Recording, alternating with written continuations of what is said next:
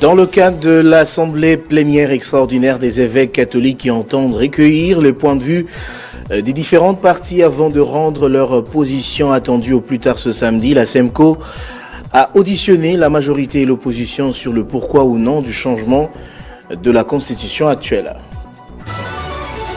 Lutte contre l'insalubrité dans la capitale, le lieutenant-général Jean-Pierre Kabouk a pris la parole jeudi pour la première fois depuis sa nomination à la tête de la task force chargée d'assainissement à Kinshasa. S'adressant à près de 4000 jeunes, il a annoncé leur déploiement imminent dans la capitale justement dès ce week-end. Et puis mondial 2026, le Mexique est le premier pays à s'être qualifié pour le 16e des finales grâce à un succès 1-0 contre la Corée du Sud jeudi à Guadalajara.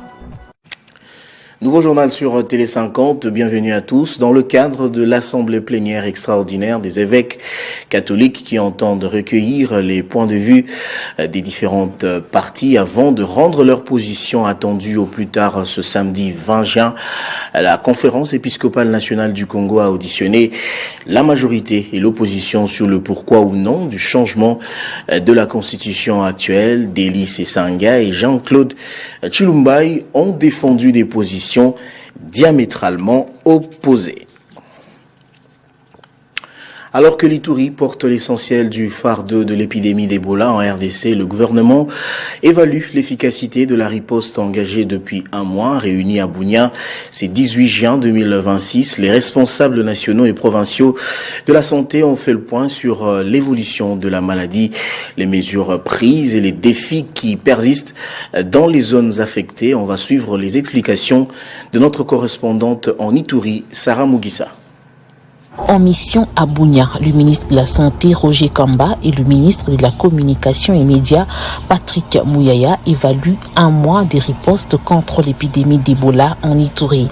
Cette visite doit permettre de dresser un état des lieux de progrès accomplis, de relever les forces et les faiblesses de la réponse sanitaire, de renforcer la coordination entre les autorités, le partenaire technique et financier ainsi que les communautés locales et d'adapter les stratégies de lutte à l'évolution de l'épidémie. Sur le plan épidémiologique, la situation demeure préoccupante. Depuis la déclaration officielle de l'épidémie le 15 mai 2026, soit 33 jours de riposte à ces jours, la République démocratique du Congo enregistre 896 cas confirmés d'Ebola. La province de l'Ituri concentre à elle seule 827 cas, soit plus de 92% des cas recensés au niveau national, faisant de cette province l'épicentre de la 17e épidémie d'Ebola qui connaît le pays. Selon les autorités sanitaires, plus ou moins 6000 contacts font actuellement l'objet d'un suivi dans le cadre des opérations de surveillance et des contrôles de la maladie. Par ailleurs, le chef de la division provinciale de la santé en Ituri, Dr Michel Lola, a annoncé que des structures de riposte viennent d'être installées dans les 36 zones de santé qui comptent la province. Cette mesure vise à renforcer la prise en charge sanitaire dans les 20 zones de santé déjà touchées par Ebola. Les autorités sanitaires attendent renforcer la surveillance, améliorer la prise en charge des cas et intensifier la sensibilisation communautaire et poursuivre la collaboration avec les autorités provinciales afin de freiner la propagation du virus dans les zones touchées dans cette partie du nord-est de la République démocratique du Congo. Et puis le gouvernement congolais accélère la mise en place de la future bourse de Kinshasa. Le ministre des Finances Doudou Fwamba Kundeli Botai a signé un accord de coopération avec la Société financière internationale afin de renforcer le développement du marché financier national et de favoriser l'accès des entreprises au financement. Le ministre des Finances, Doudou Fwamba Kundeli Botai, a conclu à Kinshasa un accord de coopération avec la Société financière internationale, filiale du groupe Banque mondiale pour accompagner la création et le développement de la future Kinshasa Stock Exchange. Cette initiative intervient après l'adoption par l'Assemblée nationale du projet de loi portant création de la bourse de Kinshasa, actuellement examiné au Sénat. L'accord prévoit notamment le renforcement du cadre réglementaire, la mise en place des infrastructures boursières, la formation des acteurs du marché, l'élargissement de la base des investissements et l'accompagnement de premières opérations financières. Le ministre des Finances a souligné l'importance de mesures incitatives pour encourager les entreprises à recourir au marché boursier et permettre aux Congolais d'investir dans des secteurs stratégiques de l'économie. La Société financière internationale a réaffirmé son engagement à soutenir le développement des marchés des capitaux en RDC, estimant qu'il constitue un levier essentiel pour mobiliser les financements à long terme et soutenir la croissance économique. Le gouvernement entend désormais accélérer la finalisation du cadre légal et des infrastructures nécessaires afin de rendre opérationnelle la future bourse de Kinshasa, présentée comme un outil stratégique pour les financements de l'économie nationale. Le lieutenant-général Jean-Pierre Kasongo Kabwik a pris la parole jeudi pour la première fois depuis sa nomination à la tête de la task force chargée de l'assainissement de Kinshasa, s'adressant à près de 4000 jeunes ayant achevé 2 ans de formation aux idéaux du service national à Kanyama-Kasese. Il a annoncé leur déploiement imminent dans la capitale dès ce week-end. L'assainissement de Kinshasa est aujourd'hui un défi majeur pour une capitale de plus de 15 millions d'habitants. Entre gestion des déchets, curage de caniveaux et maintien de la salubrité publique, les besoins restent importants. Pour répondre à cette problématique, le gouvernement mise sur l'apport de près de 5000 jeunes formés au service national de Kanyama-Kasese. Après 2 années d'encadrement, ils sont prêts à rejoindre la capitale. Ce jeudi, le lieutenant-général Jean-Pierre Kasongo Kabwik, récemment nommé commandant de la task force chargée de l'assainissement de Kinshasa, s'est adressé à ces nouvelles recrues pour leur rappeler l'importance de la mission qui les attend. Anciens délinquants, pour la plupart, ces jeunes ont été formés aux valeurs des disciplines, de patriotisme et du travail. Une démarche qui vise à favoriser leur réinsertion sociale tout en les associant aux efforts de développement du pays. Nous avons reçu des missions très précises. Nous allons nous occuper de l'assainissement de la ville de Kinshasa en même temps de mettre fin à l'incivisme environnemental qui bat son plein dans la ville de Kinshasa où on voit les gens jeter les immondices sur la voie publique, sur les emprises publiques, où les gens construisent sans prévoir des fosses septiques et ils laissent les déchets de leurs fosses septiques dans le caniveau, où les gens s'adonnent à tout ce que vous connaissez comme acte d'incivisme dans la ville de Kinshasa. Et nous, en tant que bâtisseurs de la nation, inclus dans la task force, nous avons reçu cette mission de la haute hiérarchie d'y mettre fin. Je ne dirais pas que c'est la fin de la récréation, je ne sais pas s'il y avait récréation, mais nous avons une mission à accomplir, nous avons des objectifs à atteindre et nous avons un résultat qui est attendu de la part de la haute hiérarchie. C'est avec ces bâtisseurs, c'est avec les éléments du service national qui sont intégrés dans la task force, c'est avec nous que vous allez voir les résultats qui sont attendus dans la ville-province de Kinshasa. Dès ce week-end, ils seront acheminés vers Kinshasa pour être déployés dans différents chantiers d'assainissement à travers la ville. Désormais, membres du service national et fonctionnaires de l'État, ils percevront un salaire mensuel de 500 000 francs congolais. Une nouvelle responsabilité pour ces jeunes appelés à devenir acteurs de la transformation de la capitale.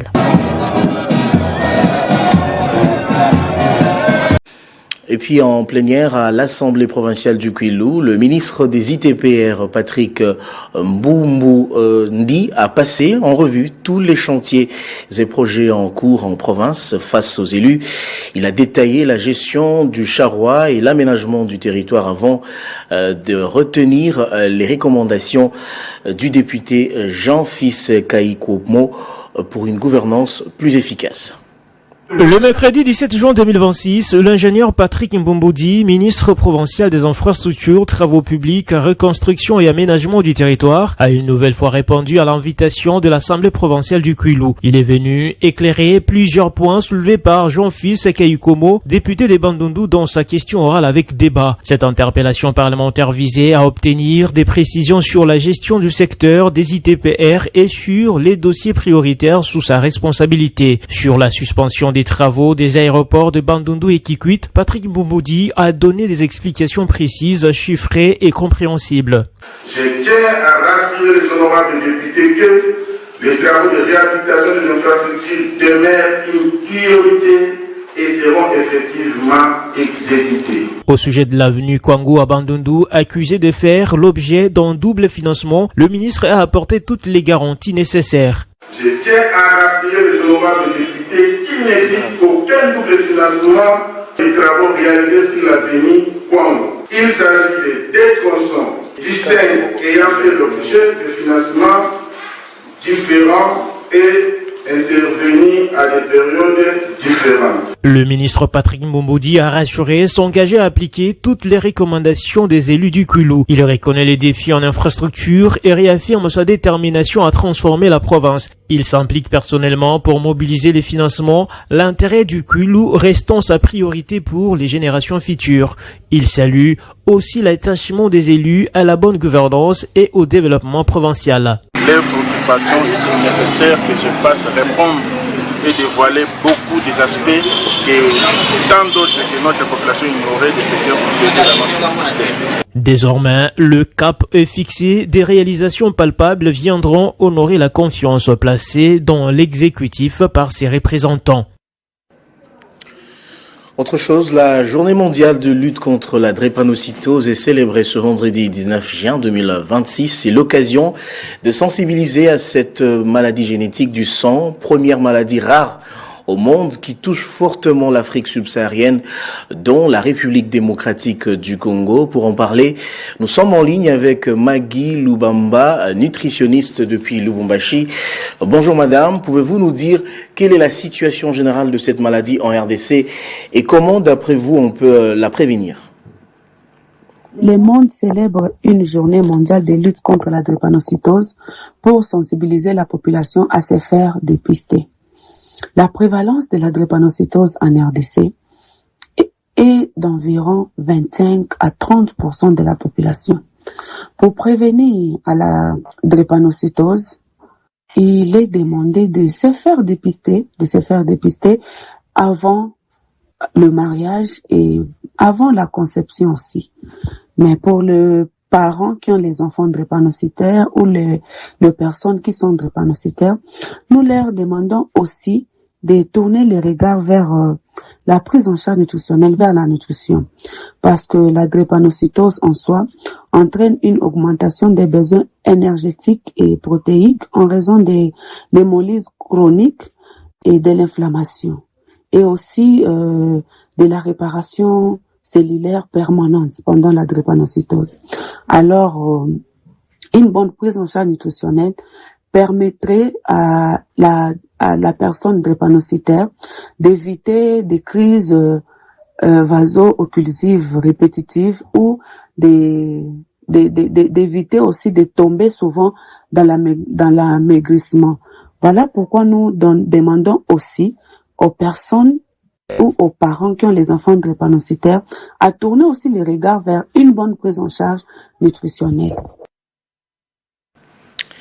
Et puis un mot de sport pour terminer. En bref, en sport justement, au mondial 2026, le Mexique est le premier pays à s'être qualifié pour les 16e des finales grâce à un succès 1-0 contre la Corée du Sud jeudi à Guadalajara. La République démocratique du Congo poursuit sa préparation en prévision de la rencontre du 24 juin face à la Colombie. Après leur nul contre le Portugal, les Léopards de la RDC ambitionnent de maintenir le cap en vue d'une qualification pour les 16e des finales. On va prendre les rappels des titres à présent. Dans le cadre de l'Assemblée plénière extraordinaire des évêques catholiques qui entendent recueillir les points de vue des différentes parties avant de rendre leur position attendue au plus tard ce samedi, la SEMCO a auditionné la majorité et l'opposition sur le pourquoi ou non du changement de la constitution actuelle. Et puis le lieutenant général Jean-Pierre Kassongo Kabouik a pris la parole jeudi pour la première fois depuis sa nomination à la tête de la task force chargée d'assainissement de Kinshasa, s'adressant à près de 4000 jeunes ayant achevé 2 ans de formation. Il a annoncé leur déploiement imminent dans la capitale dès ce week-end. En sport mondial 2026, le Mexique est le premier pays à s'être qualifié pour les 16e des finales grâce à un succès 1-0 contre la Corée du Sud jeudi dernier à Guadalajara. On va prendre à présent la revue de presse.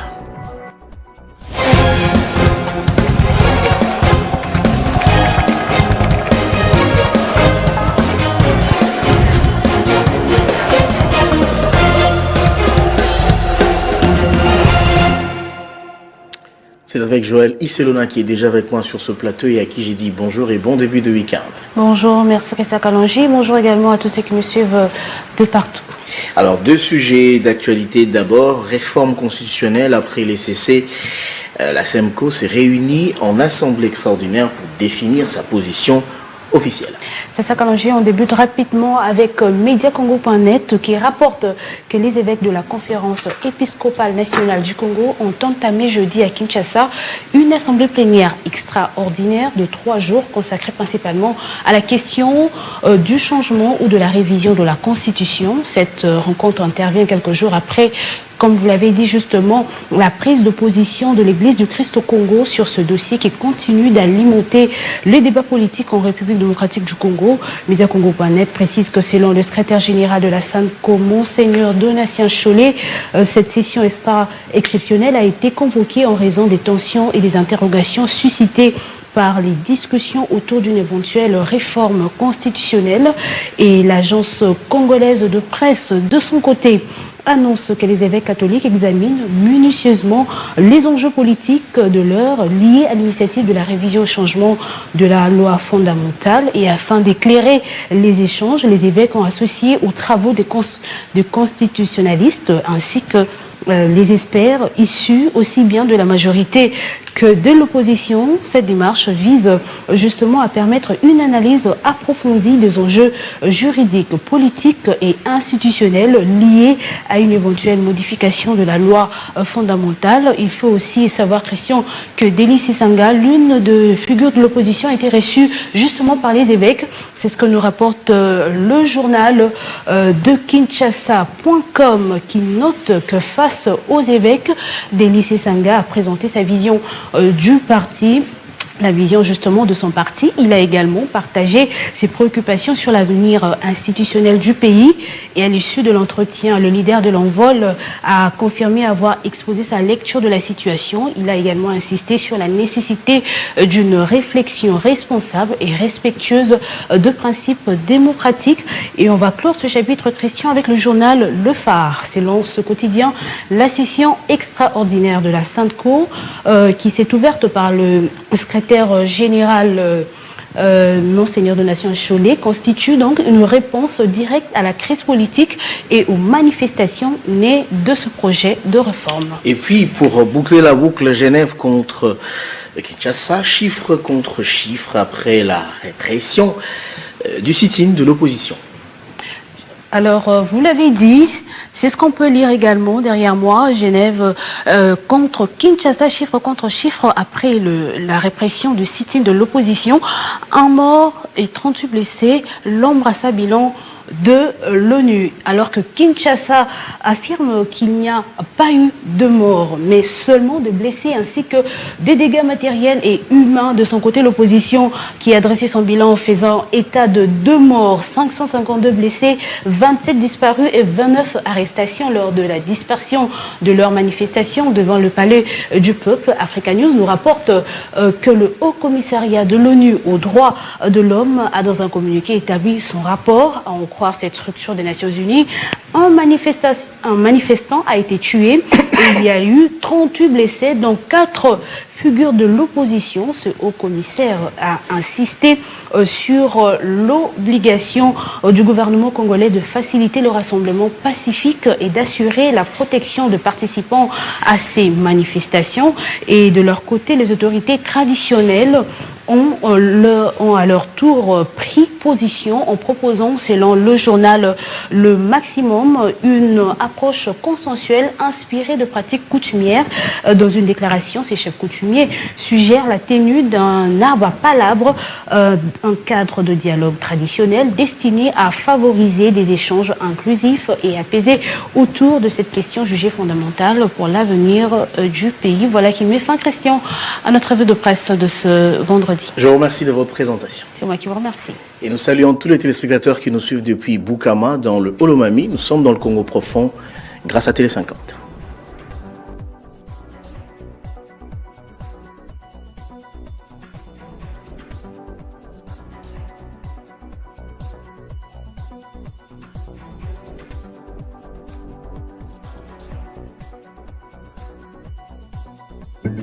Retrouvez toute l'actualité en continu sur www.tele50.cd.